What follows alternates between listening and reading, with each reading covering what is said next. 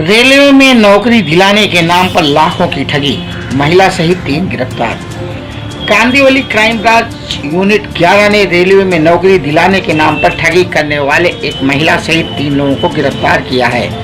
ये लोग इतने शातिर हैं कि बेरोजगारों को अपने शब्दजाल में फंसाकर उनसे पैसा ले लेते हैं और विश्वास जीतने के लिए युवकों को बिहार ले जाकर ट्रेनिंग भी देते हैं, साथ ही नियुक्ति पत्र भी देते हैं। क्राइम ब्रांच यूनिट 11 को खबर मिली कि कुछ लोग रेलवे में नौकरी दिलाने के नाम पर बेरोजगारों को ठग रहे हैं। क्राइम ब्रांच में सबसे पहले अंधेरी में एक महिला को पूछताछ के लिए हिरासत में लिया। उससे जब गहन पूछताछ की गई तो बड़े रैकेट का खुलासा हुआ। महिला के बताए अनुसार क्राइम ब्रांच की टीम उत्तर प्रदेश के वाराणसी गई। वहां से राजेश कुमार, अशोक तांती और मनीष सिंह, वीरेंद्र सिंह उर्फ सरोज कुमार, उदय भान राय को हिरासत में लिया। मामले की जांच चल रही है।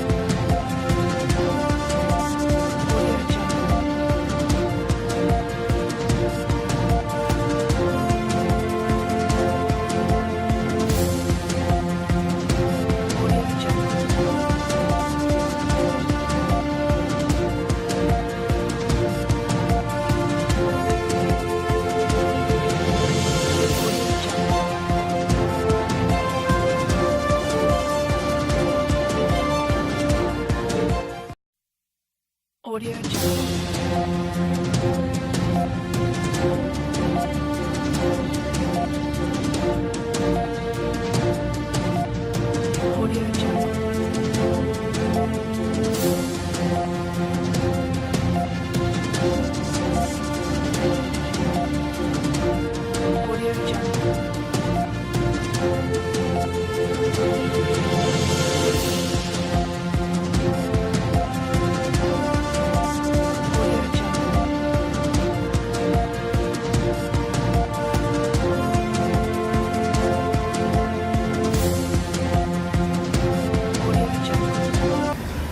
मुंबई गुन्हे शाखे यांच्याकडं भारतीय रेल्वे या ठिकाणी वेगवेगळ्या पदावरती जॉब देतो अशा प्रकारचे आमिष दाखवून फसवणूक करणारी तक्रार प्राप्त झाली होती।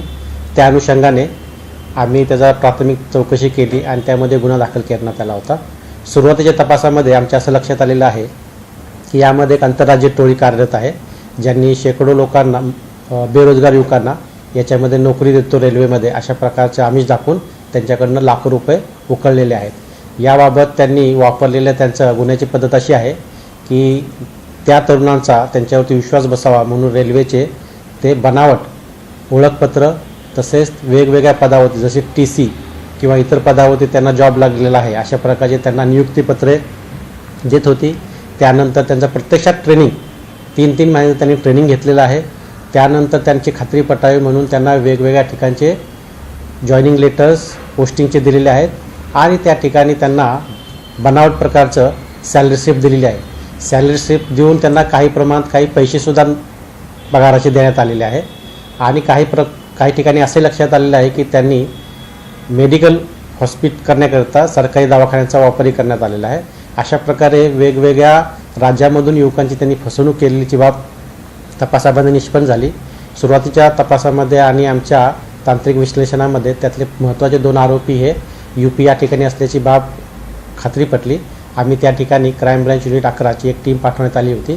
ते त्या ठिकाणी त्यांनी थांबले, त्यांनी त्याची रेकी केली आणि त्यामधले 2 आरोपी आहेत, त्यामधला एक आरोपी हा UPचा आहे, एक आरोपी हा बिहारचा आहे। या दोघांना ताब्यात घेऊन अरेस्ट केलं आणि त्या ठिकाणी छापा कारवाईमध्ये नमूद गुन्ह्यामध्ये त्यांनी वापरलेले इतर दस्तऐवज पुरावे म्हणून आम्ही हस्तगत केले आहेत।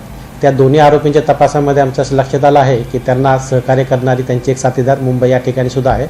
तर ती एक महिला असून तिला आम्ही ताब्यात घेऊन विचारपूस करून तिचीसुद्धा आम्ही अटक केलेलं आहे। त्यांना माननीय न्यायालयात हजर केल्यानंतर त्यांनी आम्हाला तपासाकरिता PCR दिलेला आहे। सध्या त्यांचा PCRमध्ये आम्ही तपास करत आहोत। या गुन्ह्यांची पाळेमुळे कुठपर्यंत रुजलेली आहेत त्यांचे इथं साथीदार कोण आहेत, त्यांनी बनावट डॉक्युमेंट जे बनवले आहेत ते कशाच्या आधारे बनवलेले आहेत, या सर्व बाबींचा आम्ही तपास करत आहोत.